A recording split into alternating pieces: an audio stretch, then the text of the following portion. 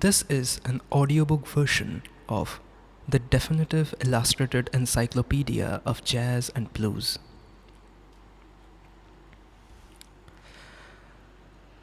The definitive illustrated encyclopedia of jazz and blues takes the reader on a journey through these extraordinary musical genres, their decades of success and those marked by hardship, and explores the numerous styles to have emerged as well as the artists who made it happen. The detailed sources and sounds sections explore the interplay between social and political factors and their impact upon musicians of today. Taking a chronological view of the music, the book glides through the roots of both genres and moves on through the 1920s, the decade dubbed the Jazz Age, onto the poverty-ridden 1930s and the war-scarred world of the 1940s.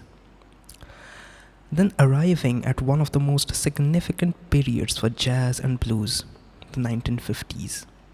The momentum of this booming decade carried on into the next decade, but the disappointment of its unfulfilled promise was realized in the 1970s. The technology of the 1980s aided new recording techniques, but jazz and blues continued to be overshadowed by other types of popular music. Concluding the first section with the contemporary era, the book examines the place of jazz and blues today and begs the question, where do we go from here? The second section of the book examines both jazz and blues music in terms of the individual styles to have emerged from each genre's rich musical heritage. Foreword. It is my pleasure to welcome you to this encyclopedia and thank you in advance for your interest in these vital art forms. Hopefully, some of the information contained herein will enlighten and fortify your appreciation and enjoyment for jazz and blues, thereby further enriching your life. As a youngster growing up in urban Pittsburgh, I took these music for granted. My background in pop and R&B, which would later expand to include rock and classical music, offered me little evidence or reason to dig any deeper into American music. Jazz and blues were certainly all around me, but I'm sure that I subconsciously filed them away as old people's music, with no obvious connection to artists more prevalent on my radio. The collecting of records was not a big priority in my household. Later in my mid-teens, my brother's job at a college record store would spur him to expose me to 70s jazz fusion. Thus would begin an ongoing backtracking process as Herbie Hancock would lead me to Miles Davis and eventually to artists like Charlie Parker. Soon, I began to connect the dots and swelled with pride to discover almost daily the pioneering, predominantly African American virtuosos who were at the foundation of much that I and music lovers worldwide enjoyed as the soundtracks of their lives. My subsequent study of music and life as a touring performer would shape me even further, broadening my scope and giving me appreciation for artists not from the States, admiring their respectful takes on America's gift to the world. This process made me less provincial, yet more beholden to the source material than ever. My career on stage, in the studio, and in television led me to be blessed with sharing the energy and spirit of some pretty seminal artists. In jazz, these include Gillespie, Sonny Rollins, McCoy Tyner, Milt Hinton, Ron Carter, George Benson, Sarah Vaughan, Alice Coltrane. I have also gotten to work with such blues legends as John Lee Hooker, B.B. King, Buddy Guy, Lil Richard, Albert Collins, and Miss Linda Hopkins. I was uniformly touched by the sound, drive, and conviction. There should be no argument when it comes to the overwhelming relevance and importance of the classic artists and their works. But in recent times, I have been made aware of a sort of movement, most sincere on the part of artists, but perhaps not without a sense of homegrown commerce on the marketing end. I am both sympathetic and welcoming of an increasing emphasis on folk based hybrids that have roots in the traditional songs of European and other nations supplanting American artists on jazz festivals in both Europe and the States. Detractors stateside bemoan both the potential loss of employment and whether or not these musical genres have the right to bear the names of their national treasures. The mantles of jazz and blues come attached with years of association with the negative. At times, there can exist a stigma with the question of who has the right to dance with the girl once deemed so ugly. But of course, art is far greater than any man or label. Art is to be celebrated and respected, thus making the information contained here more important than ever. Jeff Tain Watts, 2007. Each and every book, even an illustrated encyclopedia of music, tells a story. Our concerns, 100 years of jazz and blues, endearing, artful, popular musics created by vivid characters during turbulent times. Our history of these musics, which bear both irrevocable kinship and fundamental differences, begins where they were born, the United States of America. The blues' prime movers were descendants of African American slaves. They played music for themselves and nearby neighbors, toured lowly venues as restless loners or in barnstorming troupes, and occasionally ascended to a theater stage. Jazz was engendered by self-taught black American instrumentalists, more formally trained Creole and Latin American musicians, and odd individuals of group lower, upper, and odd individuals of general immigrants.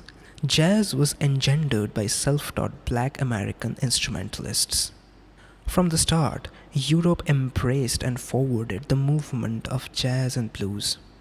African American globetrotters such as James Risse Europe, Sam Woodling, Joseph Baker, Louis Armstrong, Sidney Bechet captured the fancies of London, Paris, Berlin, St. Petersburg, and other cosmopolitan cities, and other cosmopolitan capitals, as well as South America and eventually Africa, the Middle East, and Asia, attracting enthusiastic audiences and coteries of adherents. Blues and jazz have always been embraced by aficionados and the uninitiated alike, recognized as universal forms of art capable of expressing all of human experience. Life's dramas involve love, loss, honor, regret, festivity, commitment, rootlessness, devotion, depravity, setbacks, and victory. Conditions evoked and enacted in nuanced detail by jazz and blues. Furthermore, these musics have evolved to be both flexible and firm. Jazz and blues can accept, celebrate, and assimilate the most profound effects of these most singular innovators, yet remain arts unto themselves. B. Smith influenced the blues forever, but the blues is not B. Smith. Miles Davis will exert an enormous influence on jazz forevermore, but there is jazz besides Miles. Blues and jazz were ideally suited or readily tailored for the sound recording and broadcast technologies that developed in the 20th century. They were the first musics as documents of the spontaneous creativity of charismatic virtuosos rather than as artifacts of fixed interpretations of printed scores. Jazz and blues records were snatched up, but they merely whetted appetites for live appearances by heroes celebrating the immediate eternal moment. Was it mere coincidence that international interest in jazz and blues tied in with the rise of faster, easier, and cheaper international travel? Who knows? In truth, blues and jazz are best when they're heard live. Live performances demonstrates a music's vitality genuinely, and first-hand witnesses are usually more able transplanters of imported arts. Jazz and blues scattered seeds wherever they landed, and those seeds took root everywhere. From our perspective, blues and jazz are self-perpetuating gifts to the world coming from deep in the heart of post-slavery America. A historic place and state of mind in which rustic and regional traditions are transformed to suit the global metropolis of today. Musicians well beyond the US and Europe enthralled with jazz and blues model songs on the musical styles, but with their own unique vocabularies, inflections, reflections, and dialects. The music's strains, strategies, and structures have been pressed to serve many cultures and people's needs. Given the space explorations of artists such as Sun Ra, being beyond the rainbow may be swinging to, sour histories of jazz and blues could be and should be told. And all too often overlooked women, the considerable influences exerted by Hispaniola on Mediterranean and Caribbean isles, the investigation of the links of concert hall compositions and sound shaped by improvisation, the better to fulfill the imperatives of the brothels, street parades, barrooms, dance halls, and smoky dives from which the music generated. The definitive illustrated encyclopedia of jazz and blues goes through all of these topics, but its focus is elsewhere. We don't claim to be exhaustive, but hope that our selectivity represents breadth and inclusivity.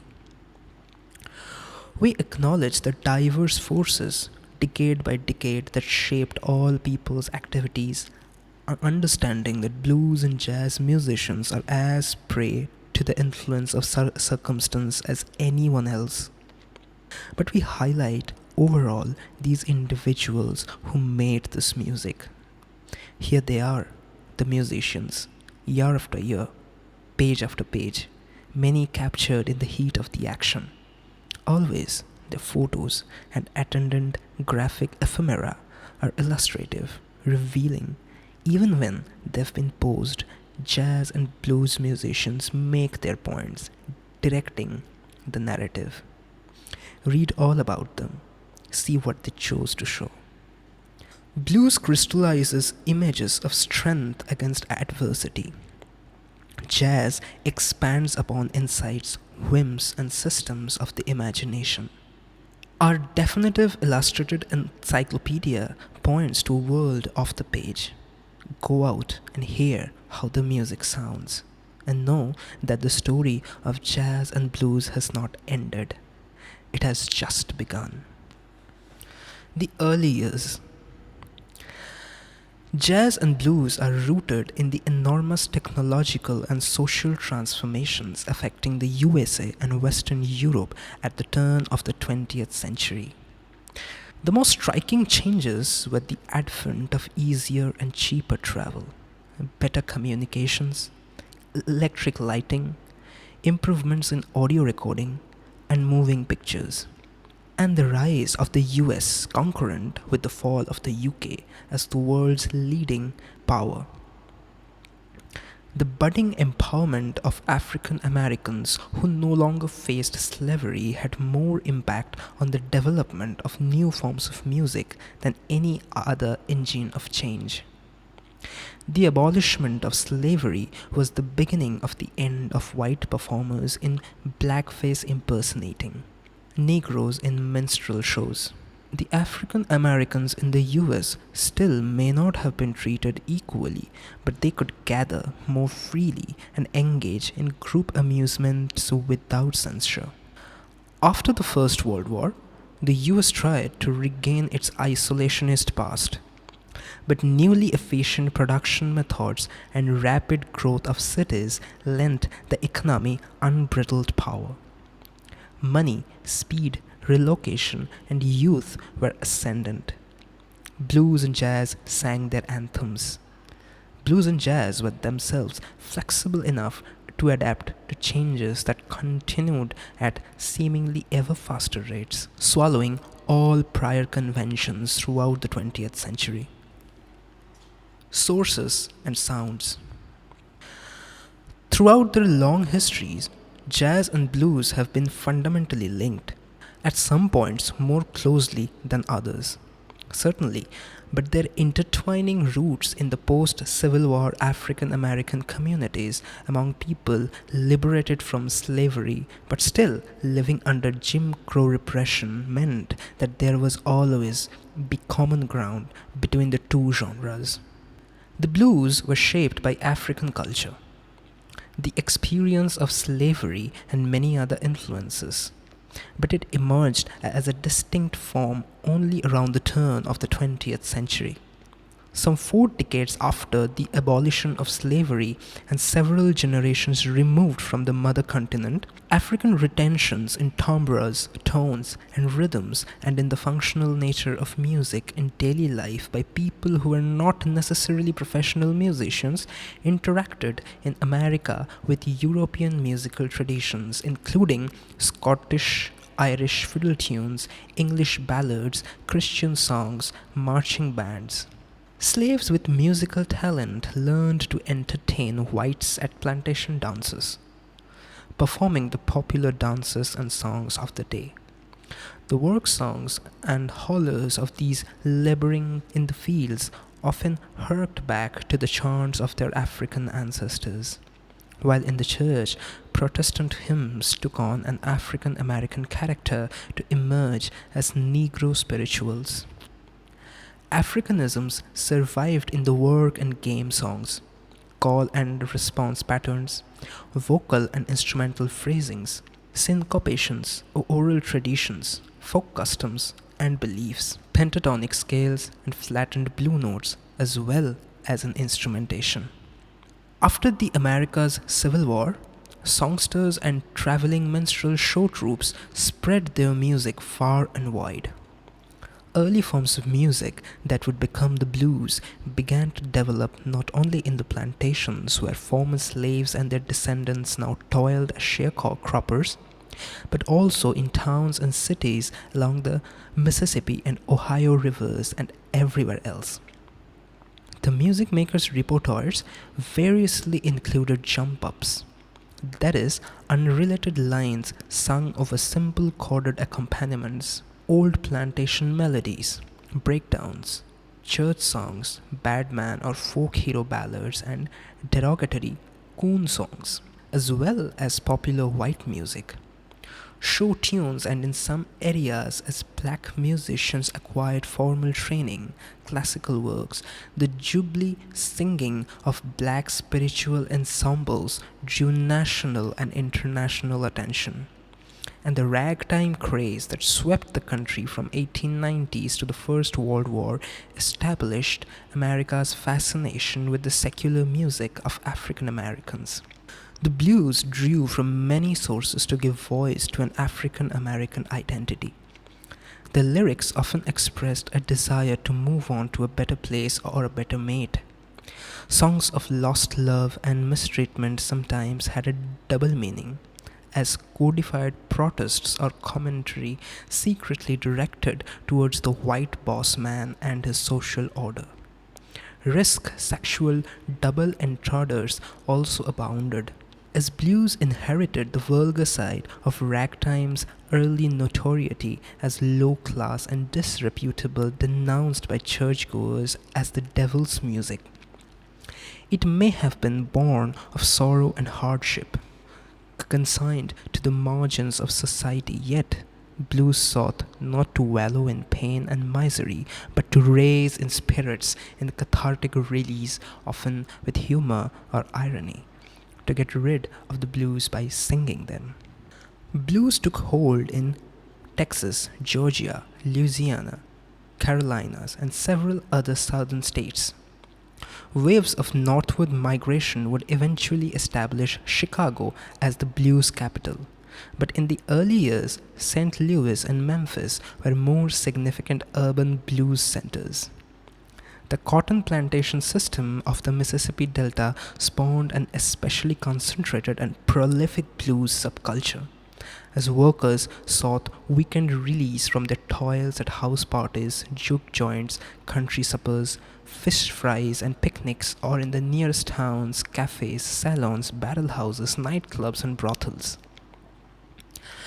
A primary function of the blues was as dance music, played by banjoists, mandolinists, string bands with fiddles, harmonica blowers and washboard, fife and drum, pianists and jug bands.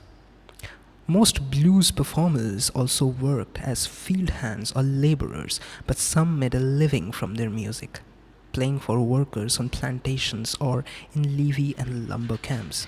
In towns and cities, black musicians were also able to join brass bands, mandolin clubs, singing quartets, and dance orchestras. While most such recollections, including those of bluesmen such as Big Bill Broonzy, 1893 to 1958, Lead Belly, 1888 to 1949, from Northwest Louisiana were published decades after the fact. A few researchers did file more timely reports of early blues or blues-like songs. Charles Peabody, a Harvard archaeologist working on an excavation at the Stovall Plantation in Mississippi Delta in 1901, wrote of the music he heard the black workers singing. Folklorist Howard Odum collected a number of blues songs in Georgia and Texas from both local musicians and traveling performers between 1905. Besides this, songs dating back to 1890 were collected by Gates Thomas in Texas. Various compositions published in the 1890s and early 1900s contained some structural or lyrical resemblance to blues, although blues form had yet to congeal. Few recordings of black performers were made in the earliest eras of cylinders, piano rolls, and 78 RPM discs. Of those that were made, most were spirituals, coon songs, or comedy music. The primary association of black music was still done via sheet music and public performances. Blues had yet to make a name for itself and was in fact only just beginning to be called blues.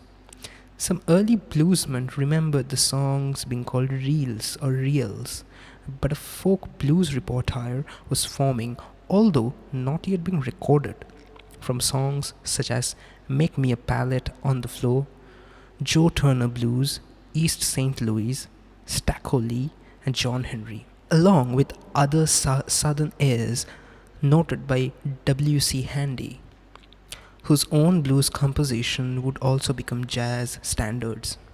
Jazz started in New Orleans. Jelly Roll Morton declared in his monumental 1938 oral autobiography for the Library of Congress. Jazz also started in many other places across America. A new wave of musical sound melded from turn-of-the-century African-American rivulets of song in the ragtime and the blues styles reached Middle America by the 1910s with the force of revelation. But in New Orleans, the music was fertilized and nurtured by a vibrant culture of many nationalities and ethnic groups, a melting pot of cultures from across the South. Ragtime was a jubilant, rhythmically propulsive music in syncopated march time.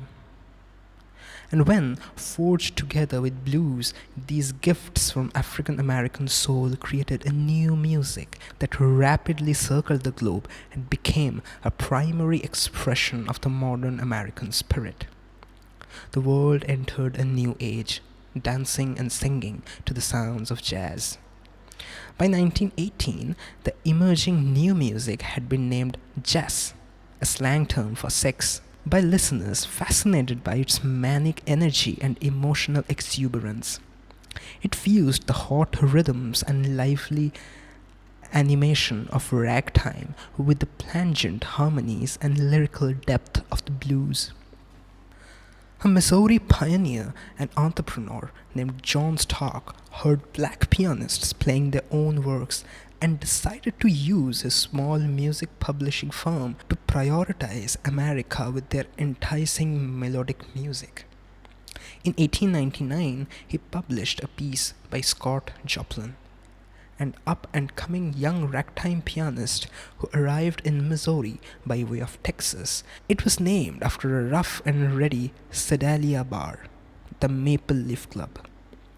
Joplin's Maple Leaf Rag was a nationwide sensation, selling upwards of 1 million copies of Stark's sheet music score. New Orleans had long fertile traditions preserving all forms of black music. In Congo Square in the 19th century, generations of African Americans gathered to sing, dance, and drum, maintaining a lifeline to their homeland traditions. Strains of Creole music from the gumbo of New Orleans mixed culture. French, Spanish, American, Indian, African American emerged and blended with the more formal ballroom music from south of the city, like Cuban, Caribbean, and Latin American rhythms such as the habanera and the tango. New Orleans, a city of constant organized festivities teeming with social clubs, fraternal orders, and non-stop partying, required the brash of urgency of brass band music. Bands were in demand for lawn parties, parades, holiday celebrations, and funerals, while circuses, traveling tent shows, revival meetings, medicine shows, and carnivals all featured bands in which New Orleans musicians apprenticed themselves. Trumpeters like William Gary Bunk Johnson and Ernest Kid Punch Miller hit the circus band circuit, and musicians could also find work on the riverboats, such as in the band of the pianist Fate Mirabelle, in which many future stars developed their skills. Various founts of new music fed the surging tide of jazz in the teens. In Storyville, the few square blocks set aside for licensed prostitution, known locally as the District, piano professors played dance tunes, blues, body songs, Creole, and pop music, while brass bands, dance bands, ragtime pianists, and blues singers retailed new and exciting musical forms. They inevitably traded and reconfigured them, absorbing the harmonies and rhythms heard in the dance halls, on riverboats, and in the streets. Music for the larger bands was produced by publishers like John Stark, whose red-backed book of rags gathered work by Joplin and other classic ragtime writers and arranged them for small orchestras, giving the tunes a wider accessibility. Similarly, blues made a leap forward into the public consciousness of America in 1912, when Baby Seals, Hartwand, and W.C. Handy became the first composers to publish blues sheet music, or at least to register blues with the Copyright Office. Many more blues were to follow, often from the pens of New York songwriters. Not all compositions named blues were actually blues in structure or feel. Many such songs of the era were rags, vaudeville tunes, or Tin Pan Alley pop pieces.